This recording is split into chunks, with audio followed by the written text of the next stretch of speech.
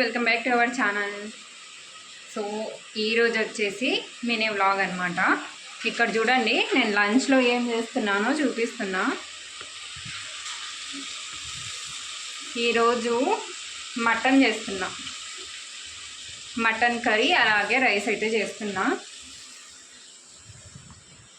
ఇక్కడ చూడండి, మా పాప చేసిన ఫ్లవర్స్ ఎంత బాగా కనిపిస్తున్నాయో.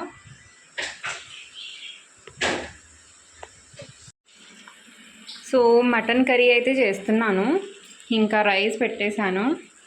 ఇంకా ఇప్పుడే జస్ట్ ఇందులో ఉన్న అన్ని డిషెస్ అయితే వాష్ చేసి పెట్టానన్నమాట.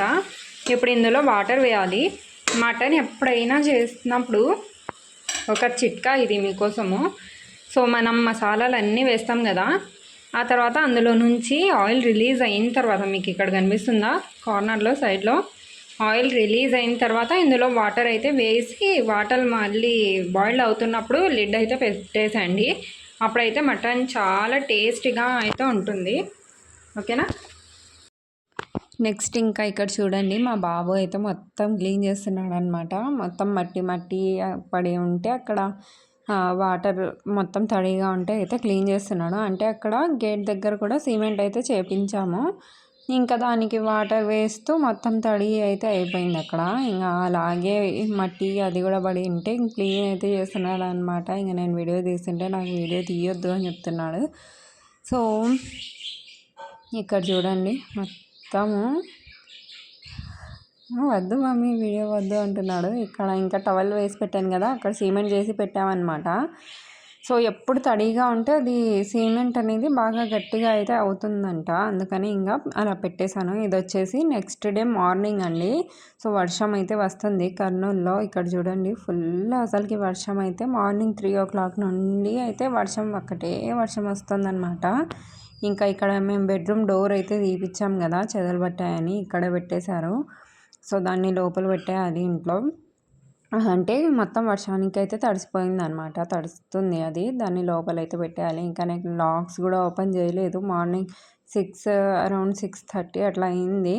ఇంకా ఇక్కడ చూడండి, ఫుల్ వర్షం అయితే వస్తుంది. ఇంకా మా కాన్గా జట్టు అయితే ఇంకా బరువుకి ఆ స్టెమ్ ఉంది ఒకటి లావుగా కొద్దిగా, అదైతే బరువుకి ఇంకా మొత్తం వంగిపోతుంది అనమాట. ఇంకా పక్కన ఇంకా ఆంటీ, అంటే పక్కన ఇంట్లో ఆంటీ ఉంటారు, ఇంకా అవి బెండకాయలు అంట, కూరగాయలు అవి వేసుకుంటూ ఉంటారనమాట. సో అసలుకి ఎంత క్లీన్ చేసి పెడతానంటే, పక్కన క్లీన్ చేసి బెండకాయలు, వంకాయలు అలా కూరగాయలు అయితే వేసుకుంటూ ఉంటారు. ఇంకా వర్షాకాలం వచ్చింది కదా, ఇంకా ప్రిపరేషన్ చేస్తుంటారు. ఇంకా ఇక్కడ చూడండి, ఆ తర్వాత బయట కొద్దిగా వీడియో అయితే షూట్ చేసి తర్వాత టీ అయితే పెట్టేశాను.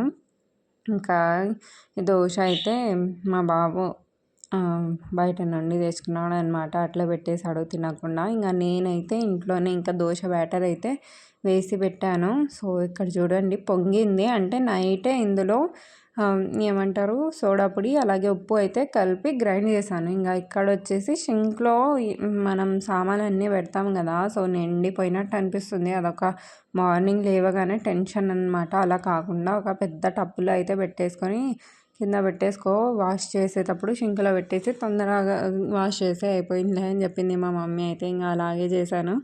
సో అయినా ఎప్పుడైనా కానీ నైట్ పడుకునేటప్పుడే మీరు సామాన్లు అనేవి కడిగేసుకోండి.